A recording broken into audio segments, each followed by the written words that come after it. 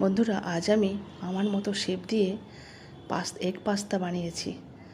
আমার ছেলের আবদারে বাড়িতেই ময়দা দিয়ে পরিমাণ মতো ময়দা নিয়েছি, নিয়ে একটা ডো বানিয়ে রেখেছি। অন্যদিকে দেখো, একটা গাজরের অর্ধেকটা কেটে নিয়ে কুচি কুচি করে নিয়েছি, দুটো কাঁচা লঙ্কা কেটে কুচি করে নিয়েছি।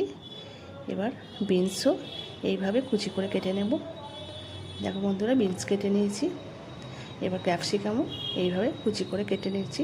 কুচি করে নিয়ে টমেটোও কেটে নেব কুচি করে, অর্ধেকটা টমেটো নিয়েছি, কেটে নিয়েছি। এবার ধনে পাতাও, পেঁয়াজ এইভাবে কুচি কুচি করে কেটে নেব, আর একটু আদাও কেটে নেব। ধনে পাতা কেটে নিলাম। এবার যে ডোটা মাখা আছে সেটা আমি নিয়ে 4টে নেচি করে নেব। দেখো বন্ধুরা, 4টে নেচি করে দেবো। পাতলা পাতলা করে একেবারে বেলবো।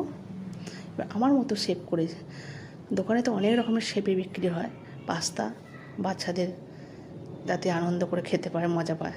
আমি কিন্তু আজকে আমার মতো করে আমি বাড়িতে সুন্দরভাবে নিজের মতো করে আমি করেছি আজকে পাস্তা।